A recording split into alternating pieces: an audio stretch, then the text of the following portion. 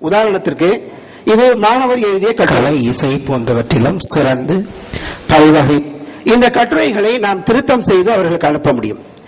இந்த வெப்காம் மூலமாக நாம் என்ன செய்கிறோமோ, இதில் என்ன திருத்தங்கள் செய்கிறோமோ, இந்த கட்டுரை குறித்து நாம் என்ன கருத்துக்களை தெரிவிக்கின்றோமோ அவற்றை எல்லாம் செய்து மாணவர்களுக்கு வீட்டுக்கே அனுப்பி வைக்க முடியும்.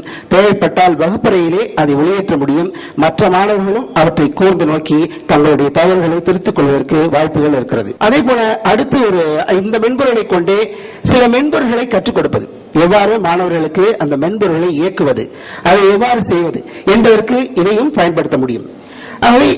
இவ்வாறு செய்கிற பொழுது அடாசிட்டியில் ஒரு பகுதியை நாம் வாசித்து அதை பதிவு செய்து அதன் பிறகு அதனை எவ்வாறு MP3 ஃபைலாக மாற்றுவது என்பதை பார்க்க இருக்கிறோம்.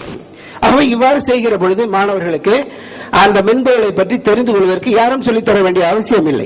அவர்கள் நேரடியாக தெரிந்து கொண்டு அந்த மென்பொருளை போய் மிக எளிதாக கற்றுக்கொள்வார்கள். ஆகவே இந்த வெப்காம் கொண்டு மற்ற பல செயல்களையும் செய்ய இயலும். அதை செய்து கொண்டிருக்கிறோம். அடுத்தபடியாக ஐமீடியா என்று சொல்லக்கூடிய இந்த மென்பொருள் இது வெப் 2.0 அடிப்படையாக கொண்டு இயக்கப்படுகிறது. இதில் மாணவர்கள் தங்களுடைய படைப்புகளை அவர்களாகவே தரவேற்றம் செய்ய முடியும், அப்லோட் செய்ய முடியும். அங்கே உள்ள அந்த படங்களையும் வீடியோ காட்சிகளையும் மற்ற மாணவர்கள் பார்க்க முடியும். அதை பற்றிய கருத்துக்களை அவர்களுக்கு தெரிவிக்க முடியும். ஆகவே இது சொந்தமாக ஒவ்வொரு மாணவர்களுக்கும் இந்த வலைதளத்தில் செல்வதற்கு அவர்கள் கடவுச்சொல் தரப்படுவதாலே அவர்கள் செல்ல முடியும். அவர்கள் தங்களுடைய படைப்புகளை பதிவேற்றம் செய்ய முடியும். அவ்வாறு செய்கிற பொழுது ஒருவருக்கொருவர் அங்கே ஒரு கருத்து பரிமாற்றம் நிகழ்கிறது. அதனைத் தொடர்ந்து மைண்ட் மேப் என்று சொல்லக்கூடிய மன வரைபடம். இந்த மன வரைபடம் பொதுவாக மிக சிறப்பான முறையிலே அது செயல்பட்டு வருகிறது. ஏனென்றால் இதில் ஒரே நேரத்திலே பலர் மன வரைபடத்தில் ஈடுபட முடியும். இது ஆன்லைனில் செய்யக்கூடிய ஒரு மென்பொருள்.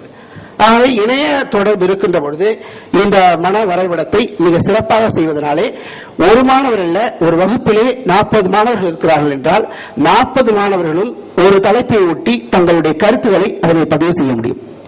அவ்வாறு பதிவு செய்கின்ற பொழுது பல கருத்துக்களை ஒரே சமயத்தில் 40 மாணவர்களும்